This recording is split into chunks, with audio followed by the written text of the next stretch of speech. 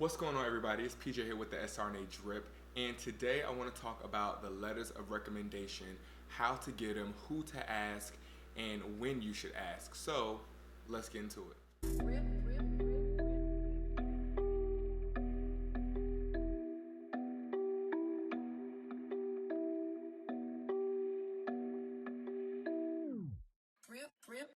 Undeniably, the letter of recommendation is one of the most critical components of your application when applying to CRNA school. And networking on your unit is essential to have limitless options to who you can ask for your letters of recommendation. Each school is going to have different recommendation guidelines, so make sure that you research the school that you are applying to figure out if they only want 3 recommendations or if they want 5 recommendations, and how strict they are on who does the recommendation for you. Some schools may ask for a physical letter. Some schools may want a scale that the recommender has to fill out, and it just goes through different characteristics of the applicant, and they submit that as the recommendation. And some schools may want both. So who should you ask for your recommendations?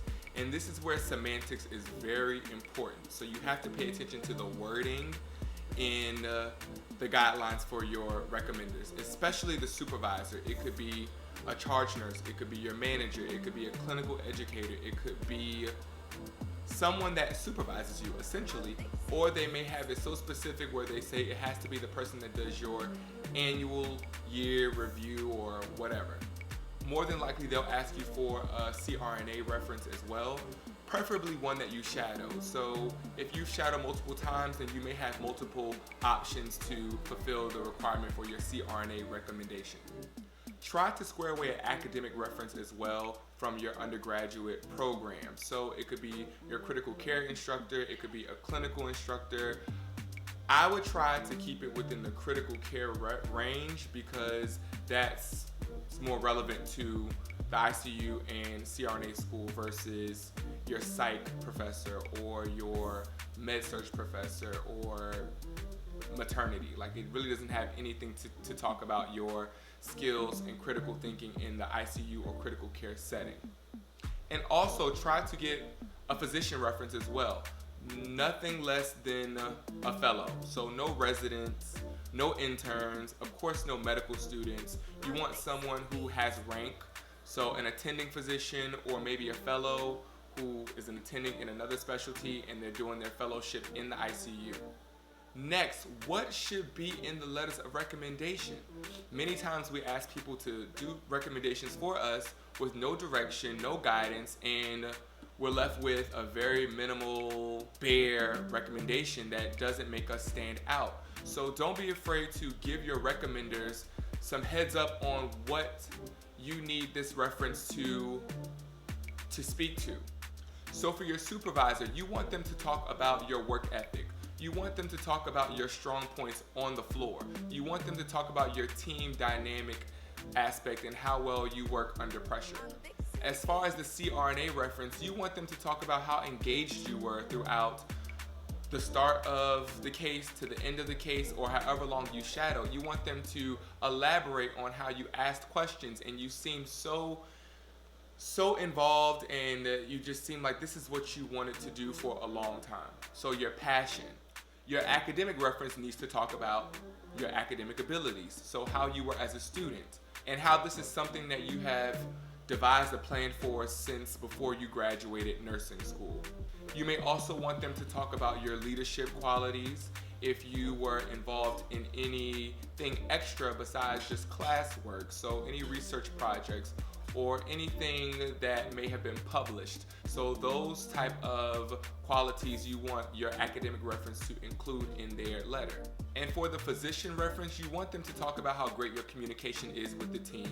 You want them to talk about how you are always in line with the plan of care and how you make keen observations and recommendations that are specific to that patient and they make sense. So you want them to talk about your critical thinking when you're going back and forth and brainstorming on the ICU unit to figure out what's going on with the patient.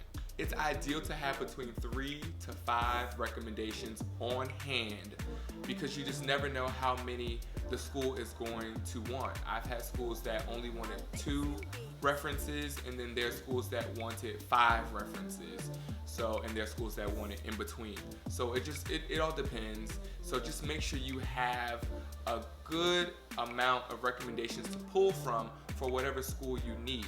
If you are sending an application in through Nursing CAS, there's a really, really cool feature that allows you to automatically have references sent in to each school that you apply to. So for example, if I am applying to a school in Omaha, Nebraska, and they use Nursing CAS, and they want 3 references, those 3 references, when they're submitted, there's an option that your recommenders can click to say, okay, each time this applicant uses my reference, just go ahead and send all of this stuff to that school, so that they don't have to keep logging in to send in references every time you apply to a new school. It automatically uploads for whatever school that you are applying to. So it saves them time, it saves you time, because you don't have to hunt them down and call them every other day to say, hey, did you submit my reference? Don't forget.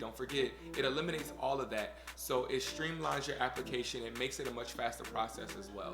Now, if you don't use that feature, then you need to make sure that you stay on top of your recommenders and give them ample amount of time to compose the letter and to get it back to you or to the school. Don't wait until a week before the deadline is due or before you want to submit your application to ask them to fill out a reference for you. That's just not gonna work. So give them ample amount of time, 2-3 weeks ahead in advance. They have other things going on as well. So you wanna make sure that they're not rushing your letter, and you wanna make sure that you're not a hindrance to them and nagging them 24/7 about a letter that you just asked for. So make sure you give them ample amount of time, but also follow up to make sure that they haven't forgot, because it's possible that they can forget. And lastly, don't ask anyone for a reference that you didn't feel comfortable telling your plans about going to CRNA school in the first place, because more than likely they won't know much about you to give you a good detailed reference. 2, you may not even be sure if they're on board with you trying to go back to school.